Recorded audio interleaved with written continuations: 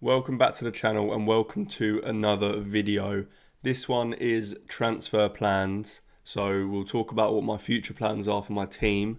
But before we do that, we'll look at my Game Week 4 review. So on screen you can see I got 54 points, which took me from a rank of 1.1 million to still 1.1 million. It was a tiny green arrow of 6,000 places.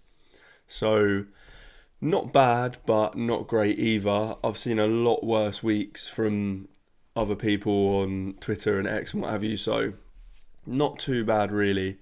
So Henderson in goal, again, disappointing with 1 point, but what I will say is I'm just glad that I haven't spent money on that goalkeeper position.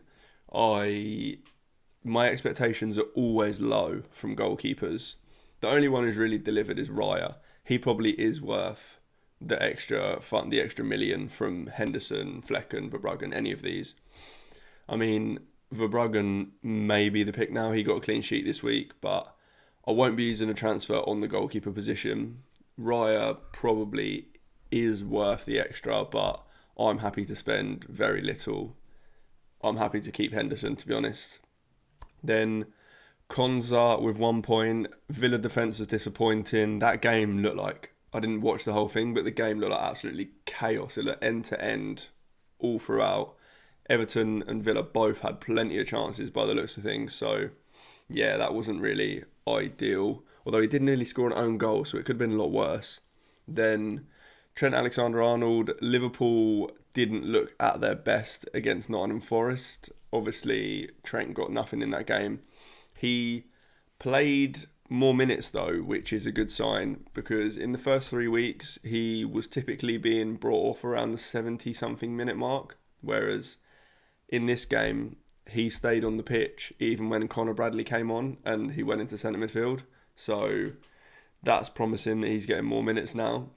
Then Dunk, obviously with the clean sheet, really happy with how that game went from a defensive point of view anyway.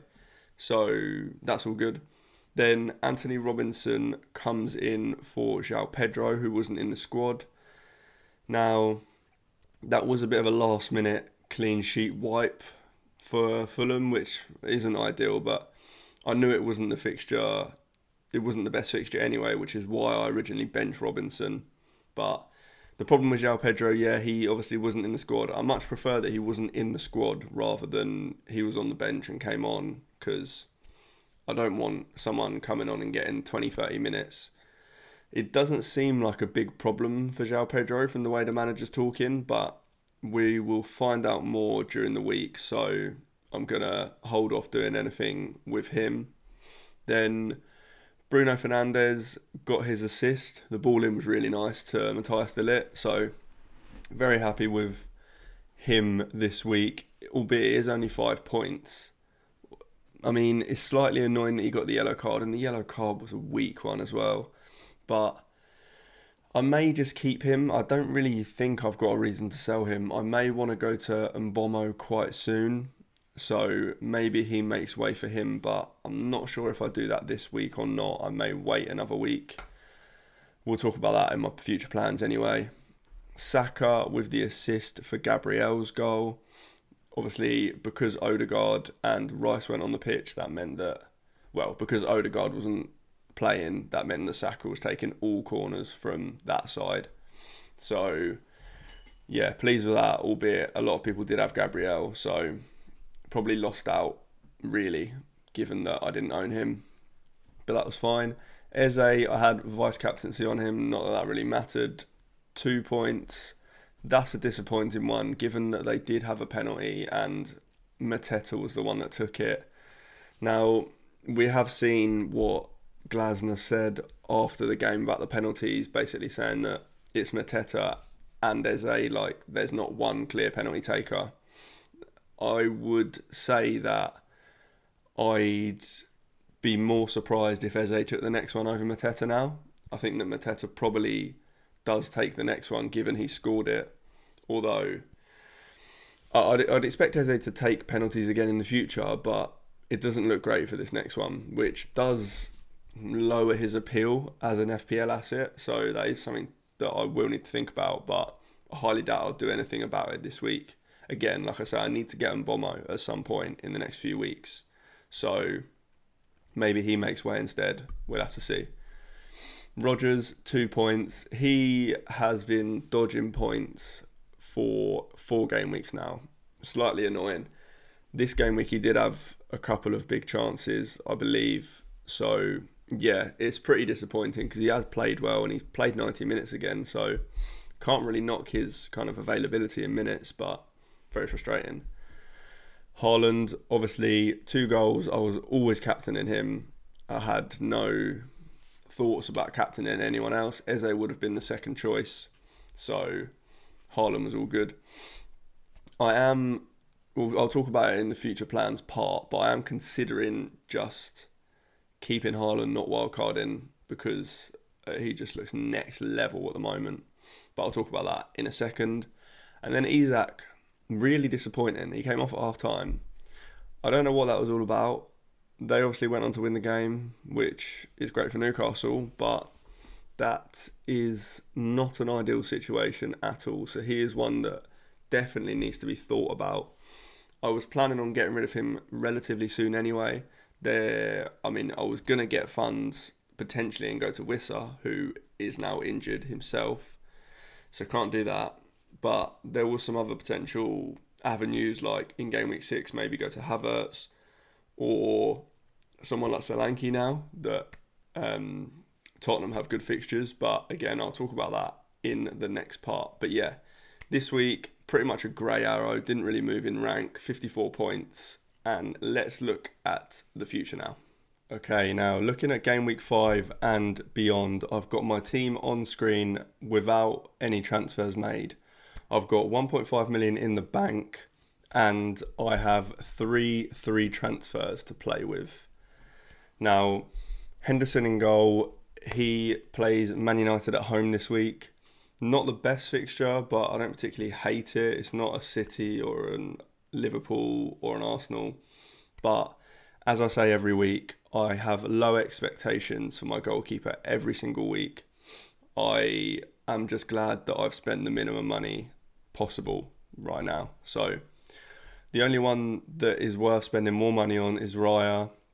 But Arsenal play Man City this week, so wouldn't make that move regardless this week. So yeah, there's no point in talking about the goalkeeper too much really. Then Trent Alexander-Arnold plays Bournemouth at home.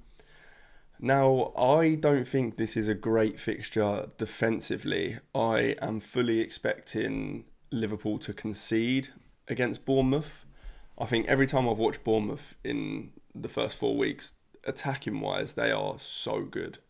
They have looked so fluid with everything they're doing. So I fully expect Bournemouth to score. They were unlucky not to score against Chelsea at the weekend. So I'm fully expecting them to score, but as we know, Trent is one of the most attacking fullbacks / centre mids, I suppose, that this league has. So I'll be playing him regardless. I have no plans to get rid of him either. So that's him. Porro comes back in after sitting on the bench for 2 weeks.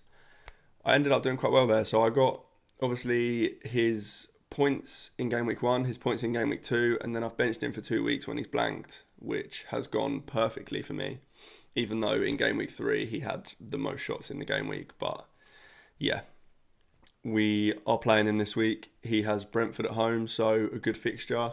Again, with him, I'm expecting the clean sheets to be few and far between. So it's mainly attacking returns that I like him for. He plays so high. He's playing at number 10 at points. So yeah, happy to have him. Then I've got a bit of a decision here. My other defenders are all pretty good. So I've got Dunk, who has Nottingham Forest at home, which isn't a bad fixture at all. I've got Konza, who has Wolves at home. Wolves haven't looked bad going forward this season though, and Villa really haven't looked good at the back. So yeah, there's that. And then I've got Robinson, who has the worst fixture of the 3. He's got Newcastle at home, but he's the most attacking of the 3. So I will have a decision to make on that. I will play only one of them 3. So at the moment it's Dunk, but we'll see how that goes. onto the midfield, I have Eze, who obviously has Man United at home. I don't rate the Man United defence in any shape or form. So if I've got a player going up against Man United, then I see that as a pretty good fixture. Yes, as we mentioned before, Eze's value or kind of appeal has lessened now that he is not necessarily fully on pens, but I still think he's a great player. I still think he's a good asset. I won't be selling him this week, I don't think. Then we have Saka, who plays against Man City away. The worst fixture you can get. Now, I do have the option here. This is where we need to start talking about the future a little bit. In fact, we'll save that. We'll go through the rest of the team first, and then we'll talk about the future. But yeah, Saka is one that I'm looking at potentially moving on. Then we have Rodgers, who has Wolves at home. Wolves' defence hasn't looked good at all, in my opinion. So if Rodgers gets the minutes still, happy to have him. Hopefully he can actually convert something this week. Bruno has Palace away. Palace defence hasn't looked as good as it was last season, so I think Bruno's fine as well this week. Then I've got Isak with Fulham away. If this early sub was a one-off, which I think it probably was, then that's a good fixture, I think. Although, again, I've got an option to sell him. We'll go through that in a second. And then I have João Pedro of Nottingham Forest at home. He presumably will get some more information on him before the deadline. So if he's fit, then it's a good fixture. I'll play him. If not, then I'll need to think about what I'll do with him. I could probably just bench him for one of the defenders, but we'll see later in the week. And then Haaland with Arsenal at home. Now, if I weren't to make any moves, if I were to roll my transfer, or all three of my transfers, then I probably would go into this week with Haaland captain.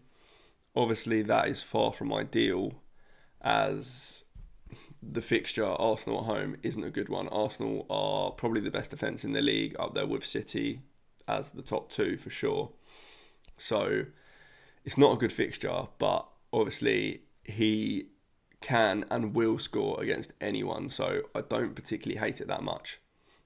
Now, something I do need to think about is when I'm going to use this first wild card. So I had it penciled in to use it in game week 6, and what I had penciled in was obviously Saka and Haaland both play against each other this week. Tough fixture for both teams, really. I can imagine it being quite low scoring because it should be quite a tight game, I'd imagine.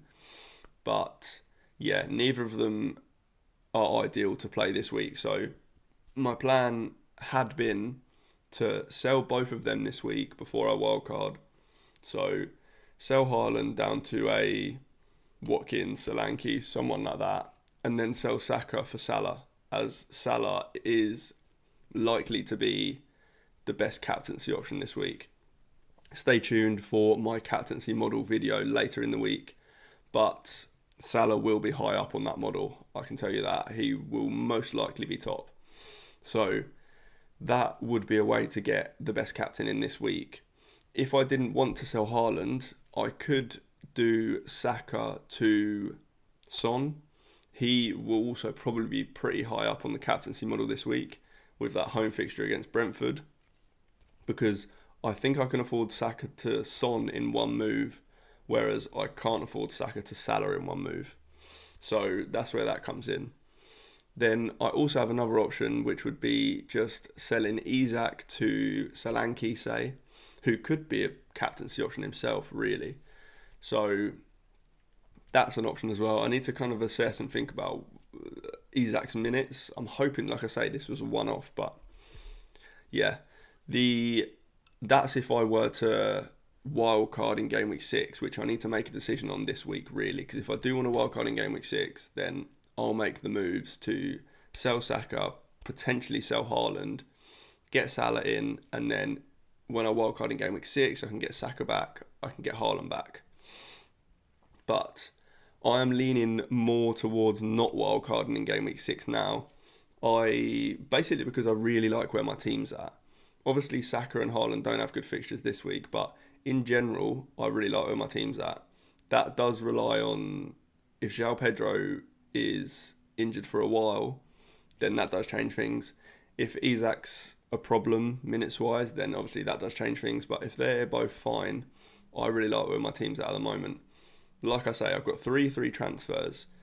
So there's obviously quite a big fixture swing in game week 6 for Brentford and for Arsenal. So, and I don't have many of either. In fact, I only have Saka from them two teams.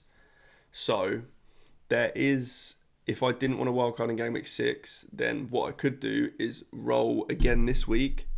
That would mean I'd have 4 free transfers in game week 6. That would allow me to get in 2 more Arsenal players, so I've got triple Arsenal. That could be potentially Isak to Havertz, and then one of my defenders to Gabriel. Or it could be 2 of my defenders to Saliba and Gabriel, something like that. I also will definitely want Mbomo, so he is one I'll need to get in, whether that be going up from Bergvall or maybe just a straight swap from Bruno Fernandes to Mbomo. But he is definitely a player I'll want, and so I will need to use those 4 transfers in game week 6 to get, well, not all 4 of them necessarily, but I'll definitely want to get 2 more Arsenal, so that's 2 free transfers. I'll definitely want to get Mbomo in, so that's a 3rd free transfer. Then I may need to generate funds to get these players, which might be the 4th transfer. So that is what I have to think about over the next week. There's obviously some EFL Cup games, Champions League, European games in the week, so we may find out a bit more information from those games. But for now, I don't think I will wildcard in game week 6, and that means that I'll either likely roll or just do something like Isak to Solanke, something like that, as a if I don't fancy Isak anymore. But yeah, that was a bit of a ramble, and like I say, I'm not 100% sure where I'm going to sit on it yet. So stay tuned for my team selection video later in the week where I will discuss it more, and stay tuned for my captaincy model video, which will go through the best captains for the week, because this week's a little bit more interesting. The last few weeks it's just been Haaland, and Salah was obviously the game week 1 best captain with Ipswich. This week's a little bit more different, where City are playing Arsenal, of course, so maybe Haaland isn't going to be number 1. But yeah, thank you for watching. If you did like it, make sure you like, make sure you subscribe, and I'll see you in the next one.